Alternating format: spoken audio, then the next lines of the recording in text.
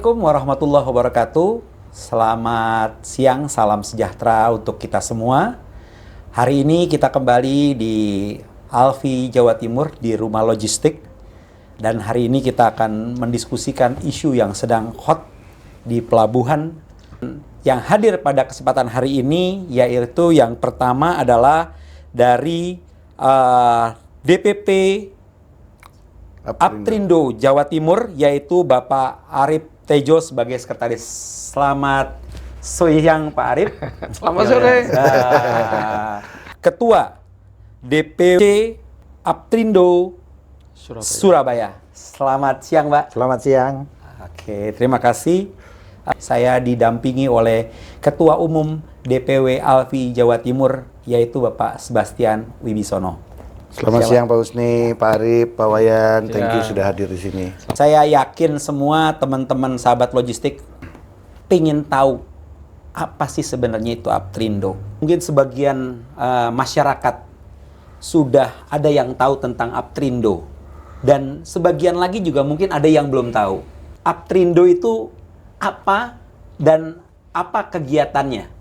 Jadi Aptrindo itu Asosiasi Pengusaha Truk Indonesia, didirikan tahun 2014 oleh beberapa pengusaha truk dari seluruh Indonesia. Visi dan misinya itu intinya kita ingin memberikan wadah bagi pengusaha truk di Indonesia untuk kita bersama-sama meningkatkan kemampuan para pengusaha truk di Indonesia, berkolaborasi dengan pemerintah dalam melakukan transportasi terutama di darat.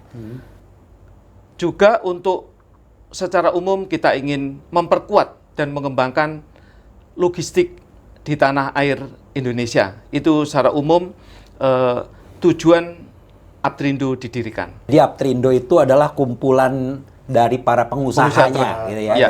Dari pengusaha truk ya. Ya. Nah, oke. Mungkin saya lebih arah sekarang ke Pak Wayan nih. Pak Wayan mungkin bisa memberikan gambaran. Kalau Pak Wayan sendiri di Surabaya, Pak ya? Betul, Ya, kami ada di Surabaya. DPC. Betul. Untuk kegiatan aktivitas anggota itu, ruang lingkupnya itu apakah hanya memang skop kegiatan-kegiatan kontainer saja?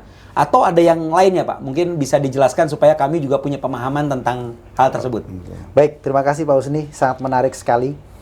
Jadi DPC Surabaya ini dibentuk memang awalnya dalam rangka melakukan pelayanan terhadap teman-teman yang berkegiatan di sekitar Perak. Ya. Tetapi setelah berkembang sedemikian rupa, banyak pengusaha-pengusaha selain pengusaha angkutan barang yang bekerja di pelabuhan, ada juga pengusaha angkutan barang yang memang mayoritas tidak bekerja di pelabuhan, tetapi alamat mereka berada di kota Surabaya. Nah, untuk itu kami dari DPC Surabaya merangkum semua pengusaha truk yang berkegiatan di pelabuhan dan juga terutama yang kantornya beralamat di Surabaya. Nah, untuk itu DPC Aptrindo anggotanya bukan hanya sekedar truk kontainer, tetapi ada juga dump truck, ada juga kendaraan-kendaraan kecil yang biasanya kalau di pelabuhan dipergunakan untuk muat barang-barang LCL. Betul sekali Pak Husni. Berarti memang Aptrindo ini semua urusan pengangkutan barang itu ada di Aptrindo gitu ya Pak ya? Betul sekali Pak Husni. Sepertinya saya pengen tahu dulu Pak, jumlah di Surabaya itu anggotanya berapa banyak sih Pak? Kalau secara tercatat di Surabaya itu ada sekitar 150 perusahaan, 2.500 unit kendaraan. 2.500. Betul. Kalau untuk Jawa Timur sendiri, Pak Arif? Itu kita kemarin pernah mendata itu kira-kira ada 4.000 kendaraan yang dimiliki oleh anggota di seluruh kita. Jawa Timur. Jawa Timur. Untuk Jawa Timurnya. Oke. Mungkin Ketum sendiri sudah pernah mengerti juga nih tentang adegan Aptrindo itu seperti apa? Kapasitas Pak Wibi sebagai Ketua Alfi Jawa Timur. Bagaimana mungkin mengetahui tentang Aptrindo sendiri dan bagaimana hubungan antara pihak Alfi dengan Aptrindo secara asosiasi maupun secara keanggotaan. Monggo Pak. Oke. Sebelum saya menjawab yang Pak Husni tadi tanyakan, saya ucapkan terima kasih atas kehadiran hari ini Arif dan Pak Wayan. Kebetulan ini saudara satu alma mater nih. Iya.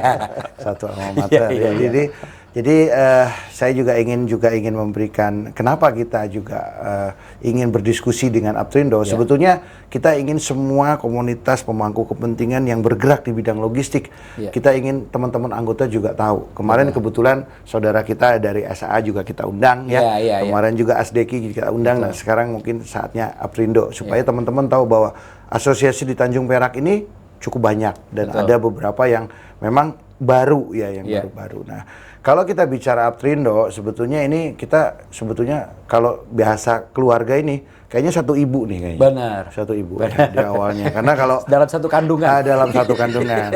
Yang bedanya sama. yang ini bungsu, ini kakak. Iya, gitu. benar. Jadi kita masih dalam satu saudara yang beda jenis kegiatan usahanya. Sebetulnya logistik sama, tapi kalau Aptrindo ini spesifikasinya langsung memang moda angkutan. Nah, kenapa pentingnya Aptrindo ini? Karena kalau kita bicara logistik, Pak, interland itu 60% kita masih menggunakan jasa angkutan darat. Jadi penting sekali karena kita tahu ya bahwa di pemerintah sekarang ini kadang-kadang regulasi yang berubah-berubah, aturan yang berubah-berubah, tiba-tiba ada aturan yang kita juga tidak paham.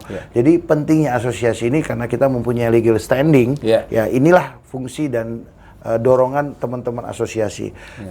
Oleh karena itu kita berharap mungkin ke depan Alfi dan Aptrindo yang sebetulnya Pak kalau di wilayah daerah di luar Jawa, Alfi dan Aptrindo itu sudah satu. Kadang-kadang ya anggota Alfi ya anggota Aptrindo gitu loh pasti. Nah, jadi ini juga harus kita bangun hubungan ini juga di Jawa Timur gitu loh. Supaya kalau tidak salah di Jawa Tengah juga bagian pengurus Alfi bagian pengurus juga Aptrindo beririsan. Beririsan. Makanya saya bilang satu ibu. Benar. Satu induk, dalam gitu satu loh, kandungan. Hanya beda lahir aja. Ini kita duluan aja lebih gitu dahulu. normalnya. Gitu. Memang ini ya mungkin kita berharap ke depan itu Pak. Teman-teman juga tahu gitu. Baik, terima kasih Pak Wibi. Jadi sahabat logistik, kita sudah mendengar gambaran secara umum. Sekarang kita akan masuk kepada isu-isu yang berkembang bahwa kegiatan ini tadi Pak Wayan sudah menyampaikan bahwa jumlah armada yang terlibat di Aptrindo ini di anggotanya itu kurang lebih sekitar 2.000-an ya. 2.500-an sekian lah gitu kan. Artinya kalau menurut sudut pandang Bapak dengan aktivitas logistik yang ada di sekitaran Tanjung Perak saja, kira-kira seperti apa Pak? Apakah memang itu masih perlu penambahan, apakah gimana itu? Mungkin dari sisi sudut pandang Bapak selaku ketua asosiasi yang membawahi di Surabaya yang memang selalu beraktivitasnya sangat banyak tinggi. Jadi dengan kondisi arus logistik yang saat ini 2.500 kendaraan anggota kami itu masih kurang. Apalagi nanti kalau ada terjadi peraturan terkait dengan pembatasan usia kendaraan, itu akan sangat-sangat mengurangi occupation dari transportasi itu sendiri. Kenapa? Karena rata-rata saat ini kendaraan yang ada di Tanjung Perak terutama, bukan hanya anggota kami di asosiasi lain juga, itu mayoritas dikuasai oleh kendaraan yang sudah usianya di atas 20 tahun. Udah sepuh-sepuh gitu ya. Makanya oleh sebab itu 2.500 kendaraan yang ada terdata di tempat kami itu masih kurang untuk memenuhi kebutuhan kegiatan logistik yang ada di sekitar Tanjung Perak terutama. Belum lagi kegiatan-kegiatan yang lain yang di luar Tanjung Perak. Tanjung Perak, ya. Betul. Sehingga pada saat terjadi muatan yang datangnya banyak misalnya seperti itu, tentunya akan masih ada sorted armada untuk kegiatan di Tanjung Perak. Kira-kira itu Pak. Tuhan armada truk itu sangat luar biasa tingginya ya. Betul Pak Usni. Betul. Jadi mungkin sekarang nih Pak Arif ya, saya juga pengen tahu nih. Aptrindo itu untuk wilayah Jawa Timur. Berarti kan kalau kita bilang Pak Arif kan di bawah Jawa Timur itu berapa DPC yang sudah aktif Pak di Jawa Timur ini Pak? Baik Pak Usni, untuk Jawa Timur itu kita ada 5 DPC. Surabaya, Gresik, Malang, Probolinggo, Sidoarjo, Banyuwangi. 6 ya. Oh, 6 ya. 6. Berarti 7 sama Surabaya ya. DPC-nya. 6 sama Surabaya. 6 sama Surabaya. 6 sama Surabaya. Nah, mereka ini memang karena kita itu juga organisasi yang kira-kira untuk Jawa Timur DPC ini juga baru berdiri kira-kira 4 tahun terakhir ini, maka kita memang perlu mengembangkan di DPC lain di Jawa Timur. Tapi secara umum kalau di seluruh Indonesia, Aptrindo itu mempunyai 42 cabang, 42 DPC, kemudian ada 27 DPD di seluruh Indonesia. Nah, ini yang kita sendiri dengan berbagai permasalahan yang ada, yang mana itu disampaikan oleh pemerintah yang peraturan terus berganti ini, kita terus melakukan konsolidasi di antara anggota agar kemampuan juga kolaborasi dengan pemerintah untuk meningkatkan logistik ini benar-benar tetap kita jaga, gitu Pak Usni. Baik, terima kasih Pak Arief, ini tadi penyampaian terkait dengan DPC dan DPD DPD Aptrindo yang ada. Sekarang saya mau masuk yang lebih hal-hal yang sensitif. Kemarin ini Pak isunya ini terkait dengan barcode-nya ini Pak. Nah ini kami pengen tahu sih sebenarnya apa sih yang terjadi Pak, Pak Wayan? Jadi begini, barcode solar bersubsidi itu adalah kartu saktinya kami untuk bisa bekerja. Tanpa barcode solar bersubsidi itu kami tidak bisa bekerja. Ditambah lagi kenaikan dari solar non subsidi itu sangat-sangat jauh. Yang awalnya dari angka 10 ribuan sekarang menjadi 20 sekian. Nah, kalau 27 sekarang. Nah, makanya itu 27.900. Betul sekali. Nah, yang terjadi pada minggu-minggu kemarin adalah bahwa barcode solar bersubsidi kami dihapus atau diblokir secara sepihak oleh Pertamina tanpa pemberitahuan terlebih dahulu. Oh, gitu. Berarti kemarin kita banyak nggak ada truk. Iya, sempat nggak ada truk. Ini teman-teman logistik nih. Beruntungnya Aptrindo bahwa Aptrindo sudah melakukan koordinasi jauh-jauh hari kepada PPN. Langsung. PPN itu adalah anak perusahaan Pertamina Patra Niaga yang mana reseller untuk yang pelayanan untuk 135-nya. Jadi Pertamina Patra Niaga sudah dikoordinasikan oleh DPP kami. Sehingga pada saat terjadi pemblokiran atau penghapusan barcode solar bersubsidi itu, DPP sudah siap untuk menjembatani keluhan anggota supaya bisa segera dipulihkan atau mendapatkan kembali barcode tersebut. Semua betul-betul sudah pulih menyeluruh atau masih ada yang belum terselesaikan? Jadi kalau melihat dinamika grup yang sudah kita buat dengan Pertamina Patra Niaga, sepertinya teman-teman sudah mengalami proses pemulihan. Sehingga kegiatan logistik bisa kembali berjalan seperti normal adanya. Tetapi di beberapa sisi memang ada beberapa teman-teman yang mengalami kesulitan terkait barcode itu sendiri. Kenapa? Karena mungkin dalam upload datanya ada yang kekurangan, terus kemudian ada terjadi duplikasi data. Cuma yang kami sayangkan ini adalah penghapusan ataupun pemblokiran dari barcode solar bersubsidi ini tidak melalui proses pemberitahuan terlebih dahulu. Sehingga kesulitannya adalah pada saat unit kami itu perjalanan luar kota, kemudian diblokir di luar kota, otomatis akan membeli solar yang non subsidi, yang mana sekarang harganya di luar jangkauan dari biaya transportasi yang sudah kita sepakati. Itu sih Pak. Ini mungkin sudah relatif sudah normal sudah mulai teratasi.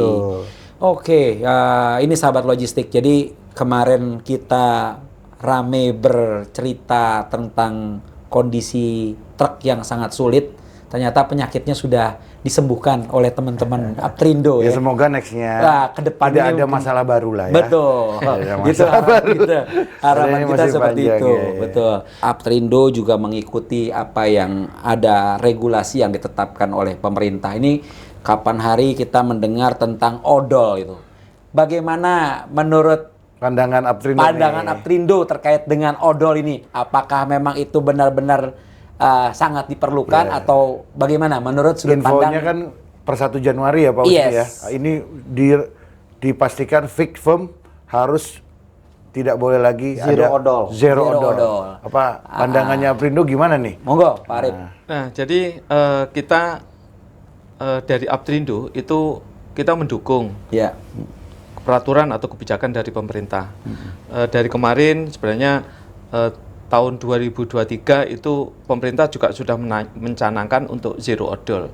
Namun dilihat dari kesiapan armada kita, kemudian kebutuhan dari masyarakat yang membutuhkan angkutan barang yang murah ya, yang efisien, itu membuat perhitungan untuk agar kita memenuhi peraturan odol ini kelihatannya cukup menyulitkan.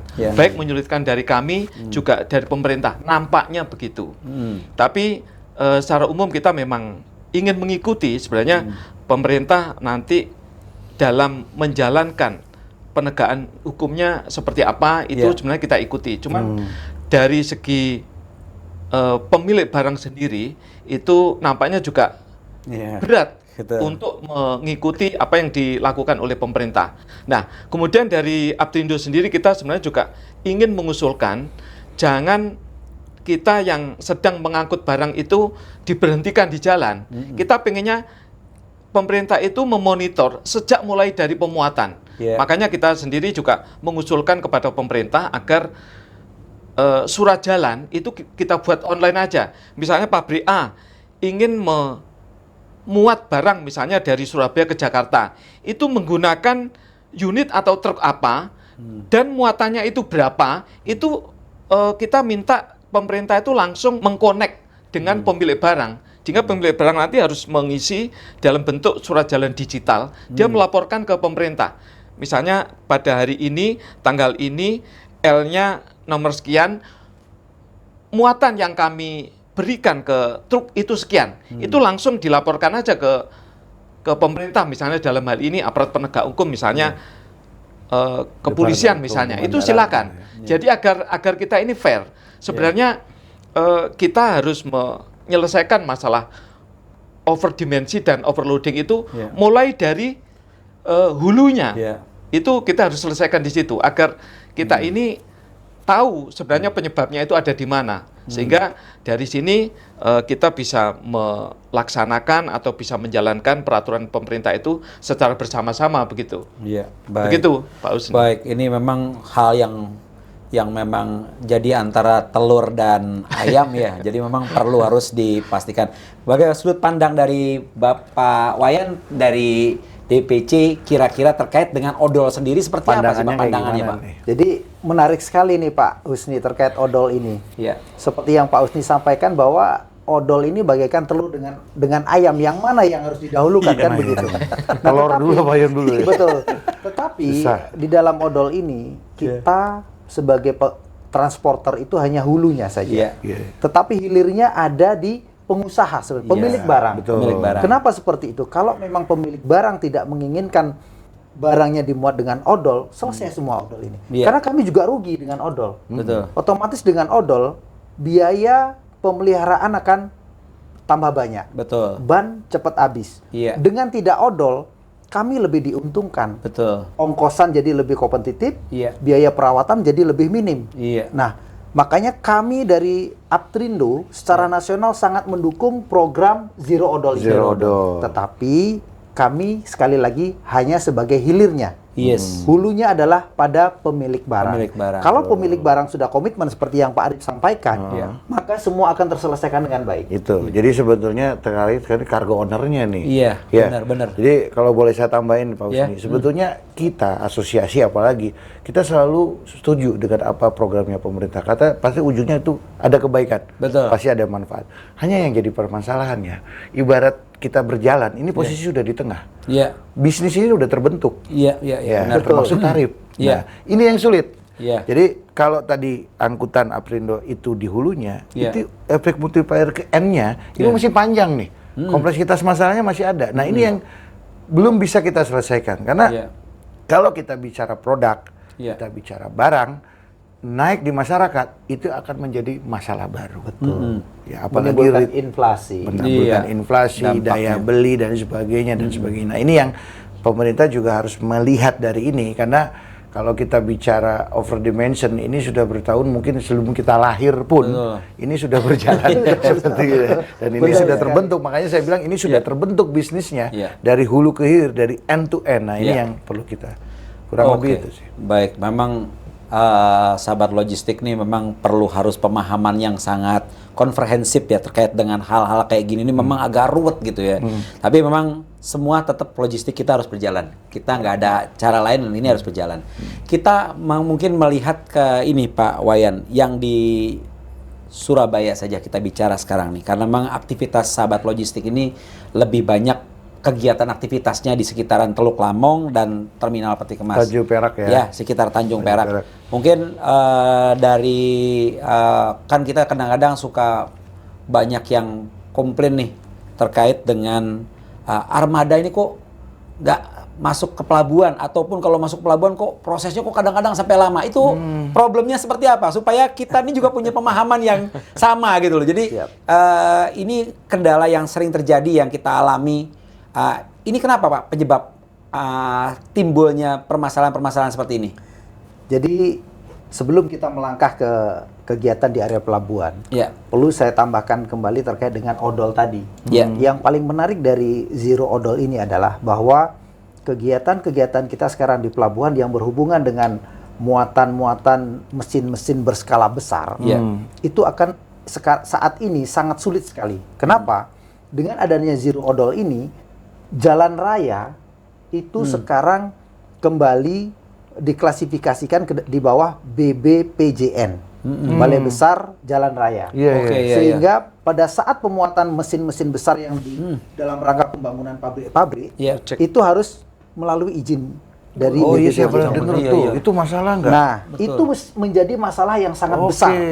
Kenapa? Di dalam pengurusan di BBPJN ini harus menggunakan konsultan.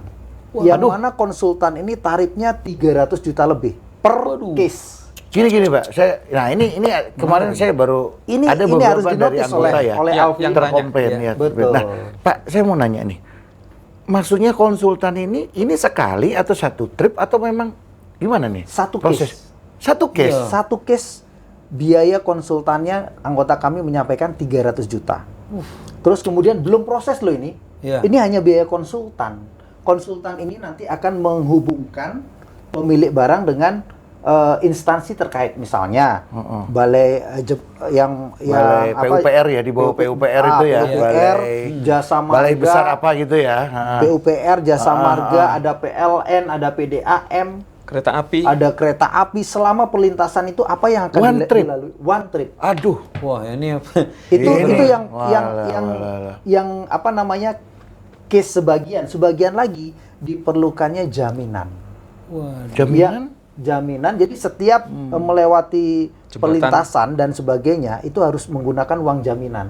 Jadi sebuah case aja ya, dari petrokimia sampai dengan Pelabuhan Gresik itu kan melewati sebuah jembatan kecil. Itu jaminan yang harus dijaminkan senilai 5 miliar. Itu baru satu jembatan kecil. Bayangkan jika dari Perak sampai dengan Ngoro atau Pir, berapa besar uang yang dijaminkan? Saya ini jadi agak bingung ya. Maksudnya jaminan 5 miliar itu gimana ya maksudnya? Ngitungnya saya kok ngerasa, iya Pak. Betul. Ini lebih parah lagi nih aturannya. Jaminan itu dipergunakan untuk menjamin barangkali nanti ada kerusakan. Uang itulah yang dipakai untuk memperbaiki kerusakan struktural yang diakibatkan oleh kendaraan lewat itu tadi. Padahal jembatan dan segala sesuatu yang sudah disiapkan oleh pemerintah itu sudah mampu sebenarnya untuk melakukan kegiatan-kegiatan berat seperti itu.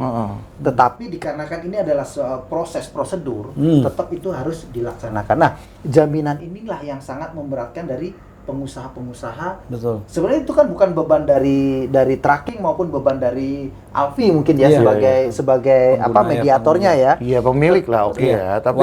Tetapi kalau dengan jaminan yang sebesar itu, siapa yang berani? Ngendonnya kan lama. Betul. Itu akan membuat kesulitan. Makanya banyak barang-barang pembangunan pabrik yang terpending pengeluarannya karena terhambat oleh proses dari BBPJN ini. Ini harus aware semua. Pak, kalau kita bicara tadi aturannya apa Pak itu Pak? Regulasinya apa sebetulnya? itu permen dihubungkan atau dengan undang-undang? permen. Permen. Iya Menteri, betul. ya. Terkait dengan odol, zero odol. Itu kan barang-barang fabrikasi itu kan odol semua. Oke. Odol semua. Iya. Nah, itulah yang menjadi dasar bahwa odol itu akan merusak jalan dan sebagainya. Itulah sekarang BPPJN memiliki wilayah kewenangan untuk pelaksanaan jalur distribusi dari barang-barang fabrikasi itu. Ini sangat complicated banget Betul. ya. Jadi Kalau sahabat sudah, logistik kalau udah ngeri. bicara jalan kegiatan-kegiatan Luar project biasa. kargo, ini juga harus betul-betul memperhatikan tadi apa yang disampaikan Pak Wayan ini. Jadi nggak seperti dulu ya. Tidak seperti dulu. Kalau dulu kan kita mau jalan kapan, pokoknya berangkatnya malam gitu kan. Ya, betul. Jalan selesai Jalan kan selesai, barang-barang ya. project gitu kan. Kalau ini berarti memang betul-betul harus dipastikan kembali ya Pak ya. Betul. Aktivitasnya ini juga menjadi beban dan akan menambah cost ya untuk ya kembali lagi ke end user. Betul. Efeknya ke end user ya. Tadi yang saya cuma hanya ini sesuatu yang kita anggap hal yang baru ya betul. di Alfi ini supaya teman-teman nih sahabat logistik itu juga paham dengan kondisi seperti ini. Jadi kalau ada kegiatan-kegiatan project kargo yang project. sifatnya mesin-mesin dalam beban tertentu over Heavy, ya, heavy, heavy lift. Yang Iya. diekspor gitu misalnya dari Betul. Jawa Tengah ke Jawa Timur gitu ya. Iya, Itu benar-benar. berarti harus ada cost yang untuk BPPJN itu tadi. ini. Harus berhati-hati untuk menerima proyek ini ke depannya. Iya, benar-benar. Ini bagus ya masukan baru nih buat kita di Alfi supaya paham ketika menerima job harus betul-betul mengetahui regulasi-regulasi yang ada. Iya. Terima kasih nih Pak Wayan, kita dapat hal yang baru. Ya itulah gunanya kita diundang dengan bayaran mahal. masuk. Jadi Iya, selain iya. itu menyambung kembali terkait dengan kegiatan kepelabuhan nih. Iya. Jadi kondisi pelabuhan kita saat ini kan ada yang punya komitmen tentang green port, Iya. ada yang belum komitmen tentang green port, masih Iya. standar kan begitu. Iya. Kondisi alat-alat yang ada di pelabuhan saat ini kan sudah tua-tua. Iya. Makanya perlunya regenerasi Iya. dengan penambahan jumlah juga. Iya. Karena selama ini seperti contoh TPS Terminal Peti Iya. Kemas Surabaya itu Iya. kan sudah mengalami banyak perluasan. Iya. Sampai blok Z juga ada. Iya. Artinya apa? Kondisi alat yang sudah tua ditambah dengan jumlah alat yang masih kurang seharusnya mengalami penambahan. Iya. Dan saya sudah mengusulkan seringkali adanya alat untuk menampilkan di blok ini ada kendaraan berapa, alatnya di posisi mana. Oke. Sehingga pada saat kita Monitor masuk lah ya. monitor di Betul. secara umumnya penampilan Iya, iya. ditampilkan secara umum sehingga supir tahu, driver pengurus ngerti tahu. posisinya ada Jadi pada berapa. saat bloknya dia itu ada pilihan beberapa IR, dia bisa memilih blok Oke. di tempat yang kosong gitu. Nah, Sehingga ini Pak mempercepat Husni, proses masukan juga in out dari Betul. delivery itu. Iya. Kira-kira Ini itu. lebih banyak untuk monitor ke supir ya. Betul. Driver ya. Iya, iya ini sangat tepat Pak kalau ada dashboard yang bisa dilihat oleh Pengurus dan khususnya. driver, Iya, betul. jadi paling tidak kita tahu ya memang kadang-kadang kita melihat itu kan supir masuk ke dalam terminal mungkin waktunya cukup lama. Betul. Tapi kalau dia udah tahu dashboardnya, oh di blok ini lagi sedang Paling nggak dia Kredit punya gitu pertimbangan misalnya. nih masuk apa enggak nih Betul. kan gitu ya. Atau bisa memilih IR yang lain, blok-blok yang lain. Iya, Ah, betul. karena dia nggak ngapa-ngapain ya itu dia mungkin dalam ya itu itu penting ya. tuh, itu penting, sangat penting. Jadi itu harus kolaborasi semua ya. Jadi Iya, nanti iya, kita Kita dukung lah bersinergi untuk itu. ya untuk menjadikan di aktivitas kegiatan di pelabuhan itu berjalan lancar. Tujuannya kan itu sebenarnya. Betul. Ya ini penting nih, perlu ada momen-momen Kebetulan kita bareng-bareng. rencana ya, kita Iya. ada Coffee Morning mungkin bisa kita sisipin Boleh, juga bisa nih. masuk. Titipan pesan dari Aprindo ini ya. Sampaikan ya dari Siap. Aprindo. Wah, siap. Kami sudah menyampaikan Iya, waktu iya. sosialisasi tentang TBS. TBS. Sudah kami sampaikan, mungkin belum Pernah ya. belum ternotifikasi dengan Iya. baik. Sehingga ini perlu disampaikan berulang-ulang. Iya. Oke, Jadi itu akan memperlancar arus baik receiving maupun delivery di dalam Oke. pelabuhan sendiri. Betul. Nah, terkait sedikit nih Pak Husni, mumpung ingat nih. Betul. Karena ngomong TBS, teman-teman juga masih bingung nih TBS. Sebenarnya gimana sih TBS itu Pak sekarang yang ada? Terus sebetulnya implementasi yang sudah dilaksanakan seperti apa? Dan sebetulnya manfaatnya apa sih? Angkutan. Agak menyulitkan juga sih. Gitu Kenapa? ya? Kenapa kami bilang agak menyulitkan? Ya. Karena pada saat MKL mau atau forwarding membooking kita sampai jam 12 malam, untuk bisa masuk pelabuhan, ternyata kita di atas jam 12 malam kita kesulitan. Iya. Karena jobnya akan mati. Nah, sementara yang bikin job hanya forwarding. PPJK, Bisakah PPJK kita telepon jam 1 malam? Iya. Ini dispute-nya tuh. Iya. Harus kita Kalau seandainya jelasin bisa, Benar. alhamdulillah. Kalau tidak bisa, akhirnya terjadi penundaan untuk memasuki area pelabuhan. Nah, kalau penundaan ini tidak menyebabkan closing cargo. Iya. Kalau menyebabkan closing cargo, siapa yang bertanggung jawab? Betul. Nggak mungkin PPJK itu standby 24 jam untuk ngawasi truknya udah masuk apa belum. Kapan kita istirahatnya, Pak? Kita kan bukan mesin. Kira-kira itu sih, Pak Ustaz. Mantap. Jadi dari sistemnya itu udah bagus. Hanya tata cara pengisian sampai masuknya itu yang harus sedikit kita rombak lagi ya. Betul. Kemarin kita sudah sedikit usul sih sebetulnya Pak Wayan. Kenapa? Kalau supir dikasih tuh aplikasinya. Iya. Jadi ketika malam nggak usah gedor-gedor forwarding gitu loh. Nah, tapi mengetahui gitu ya. Paling nggak besok paginya kita lihat, oh sudah ada perubahan. Kita bisa esot. Karena kalau nggak simply itu pasti di lapangan ini on problem. Akan kredit ya. Nah, kita MKL nggak mungkin kita nungguin 24 jam. Itu loh Pak. Makanya kita sempat mengusulkan kepada TPS dan pelabuhan bahwa ada pos pelayanan terpadu yang bisa melayani semua job order perpanjangan di saat itu juga. Kecuali itu 24 hour ya.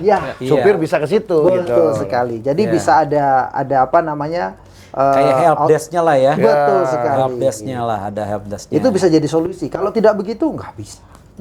Kesulitan kita karena kita tidak tahu trouble di jalan dan sebagainya. Benar. Iya. Oke, ini banyak hal yang kita dapatkan informasi dari teman-teman Aptrindo ya.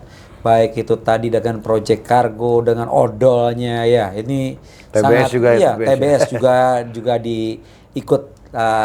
Ya sebenarnya kita prinsipnya sepakat bahwa itu adalah untuk mengatur supaya lalu lintas itu di dalam pelabuhan tidak stuck. Ya. Sepakat. Hanya saja memang perlu ada penyempurnaan. Karena ini sesuatu yang baru, di dalam sesuatu yang baru itu pasti akan ada perlawanan, ada wah nggak nyaman nggak ini. Nah, namun tetap masukan-masukan daripada para pengguna layanan yang ada di pelabuhan harus juga diakomodir supaya bisa mendapatkan solusi yang baik ya. Oke. Sahabat logistik, ini sekarang juga kita akan menyinggung karena beberapa waktu yang lalu sempat kita membahas tentang halal certificate.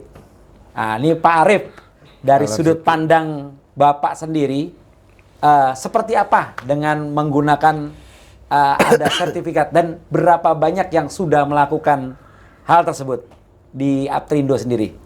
Baik Pak Husni, jadi tentang sertifikat halal, sekali lagi kita sebagai warga negara, sebagai unsur dari masyarakat, kita harus mengikuti sebenarnya kemauan dari pemerintah. Tapi kita sendiri tahu bahwa sertifikat halal ini memang sudah dicanangkan oleh pemerintah. Ya. Tapi kita sendiri kadang-kadang juga berpikir ini sertifikat halal misalnya kita tracking. Kita dari pihak tracking itu kadang-kadang juga tidak pernah tahu barang dari perusahaan, sisi perusahaannya sendiri. Itu kita ini kan mendapatkan DO dari pabrik A misalnya, kita kirim misalnya dari Surabaya ke Jakarta. Kita sendiri juga tidak pernah melihat barang yang dimasukkan ke tracking kita, itu barangnya seperti apa. Kita juga nggak pernah melihat. Nah, ini yang kadang-kadang kita itu, kalau kita sebagai muslim ya, kita tahu tentang halal, tentang haram itu seperti apa. Namun, dari mana sebenarnya kita, kalau kami selaku pihak tracking, dari barang ini halal, misalnya kita ngangkut ciki misalnya, ngangkut ciki atau misalnya ngangkut kacang 2 kelinci misalnya. Dari mana kita angkutan ini bisa membuat barang itu dari halal menjadi haram? Gara-gara kita nggak punya sertifikat halal, barang ini berubah menjadi haram, itu di mana sebenarnya? Jadi kita ini sebenarnya pemerintah sebenarnya kalau membuat peraturan itu maaf ini maksudnya yang bener aja gitu. Misalnya kita ngangkut minuman, taruh aja minuman. Itu dari mana misalnya minuman Aqua itu karena gara-gara diangkut oleh truk kita itu menjadi haramnya di mana gitu loh. Sementara Aqua ini juga kadang-kadang kalau yang kardusan juga sudah dibungkus oleh kemasan Ada beberapa dan sebagainya. layer bungkus. Iya. Betul. Jadi selain proses bisnis, nalar logika juga kalau bikin aturan juga Logikanya penting. ini juga nggak masuk. Tapi pemerintah sendiri juga, misalnya para anggota ALFI yang JPT itu, Waduh, bingung JPT itu kan cuma Bingung. ngemail Input aja, dokumen. ngemail DO, misalnya ada order dari Surabaya dikirim ke Amerika, Betul. Surabaya dikirim ke Eropa. Jangankan kita tracking, yang lebih fatal lagi kan para anggota JPT Iya, nggak punya itu. alat angkutnya. Iya, juga cuma lempar-lempar aja lewat email. Itu Iya, aja iya, juga Jadi wajib kita sertifikat takutnya bukan halal. karena regulasi, takut Ini- hilang sama customer. Jadi Jadi mau nggak logikanya mau. ke situ, Bos. Nah, itu kalau pemilik barang misalnya, pemilik barang itu customernya anggota ALFI, itu forwarding dia mengirimkan barang misalnya dari Indonesia ke Amerika, padahal forwarding hanya melempar DO, Melempar kemudian DO, monitor itu aja harus punya sertifikat halal. Iya. Nah, lucunya pemerintah kan juga mendesak para pemilik barang itu kalau dia bersertifikat halal itu mulai dari tracking forwarding Harus. itu juga harus punya sertifikat halal Dipaksa juga. jadinya ya. Supaya Ini dapat jadi- order kita dipaksa. jadi lucu gitu loh. Maksud saya kita ini gimana ya kita kok dibuat seperti ini gitu loh. Jadi terima kasih atas undangan ALFI. Dari sini kita menjadi media untuk menyuarakan ke pemerintah yang masuk akal gitu. Dalam Maaf, yang setiap regulasi kita apalagi asosiasi selalu mendukung kok. Iya. Selama memang dalam proses bisnisnya, dalam implementasi di lapangannya itu tidak membingungkan. Iya, jadi ambigu Tidak ya. jadi ambigu dan tidak memberatkan Iya, terkait iya, biaya dan hal lainnya tentunya. Benar. Oke, kalau Bapak dari Pak Wayan sendiri apa pandangannya terkait dengan hal tersebut, Pak, dengan sertifikat halal tadi? Jadi sangat menarik terkait sertifikat halal itu sendiri. Saya menyampaikan bahwa sertifikat halal ini akan membuat monopoli pekerjaan. Oke. Kenapa? Karena kami orang-orang yang biasa melakukan mengkonsumsi makanan yang tidak halal, itu menjadi sulit untuk mendapatkan pekerjaan. Karena salah satu syaratnya Beda lagi, Bos. Salah satu syaratnya adalah semua harus halal. Benar. Mulai dari driver, kendaraan, sampai proses harus halal. Berarti kami tidak boleh kerja dong. Nah, ini dari Ya, sisi sudut yang pandang lain yang nih. berbeda. Nah, Nah, ini itu dari sudut sisi pandang yang berbeda. kacamata yang Betul. lain. Betul. Ya, Jadi nggak merah putih nih jadinya. Berarti padahal negara semboyan kita Bhinneka Tunggal Ika. Betul. Ngapain harus semua Agama harus masing-masing sertifikat halal? punya ini sendiri-sendiri, Betul. privasi sendiri-sendiri. Jadi benar-benar complicated ya. Complicated. Kalau di Indonesia Tapi secara umum di anggota Aptrindo di Surabaya sudah berapa persen, Pak, secara persentit yang sudah memang Ya, tidak mendapatkan sertifikat? Mungkin tidak sampai 10%. Nggak sampai 10% Nggak sampai ya? 10%. masalahnya ketuanya Pak Wayan, Bos. Jadi ada katnya ya. Iya. Iya. Memang ini menjadi sebenarnya kan kami di asosiasi ini sebagai menyampaikan usulan-usulan. Ya tadi seperti Ketum sampaikan, Pak Arif dan Pak Wayan sampaikan bahwa kita patuh dan taat dengan apa yang dikeluarkan regulasi yang disampaikan pemerintah. Namun kita juga sebenarnya itu dia kurangnya mungkin pada saat diundangkan regulasi tersebut mungkin nggak diundang kemarin-kemarin sebelumnya kali ya. Betul. Nggak diundang. Tidak, Mungkin sebelum tidak ada hearing sebelumnya. Iya, mungkin kalau dipanggil dulu Pak Wayan dipanggil, Pak Arif, Pak Wibi dipanggil, diundang dulu. Diskusi mungkin dulu. lebih Difirmkan setelah itu. Benar. Tapi kalau untuk misalnya untuk penjual makanan itu mungkin tidak apa-apa. Iya, Restoran, End depot. usernya lah. Iya, Kita tapi bicara kalau kita logistik nih, dunia pelaku logistik logistik ini ya. kan jadi lucu. Sampai pelabuhan juga harus sertifikat halal. Kapal harus sertifikat halal. Coba Tapi Evergreen karena Master di suruh Indonesia ini sertifikat semua halal. terdepan. Jadi bikin regulasi dulu baru sosialisasi. Iya. Ini mungkin sebagai masukan saja dari sisi asosiasi ya. Sifatnya namanya mengusulkan kan boleh-boleh aja sebagai warga negara. Ini banyak hal sebenarnya saya masih kurang sebenarnya waktu ini. Pengennya mau diskusi lebih panjang lagi dengan teman-teman di Aptrindo karena ya kami ini sangat bersinggungan terus bertemu terus dengan teman-teman di Aptrindo karena memang anggota ALFI ini selalu melakukan kegiatannya menggunakan dari teman-teman Aptrindo.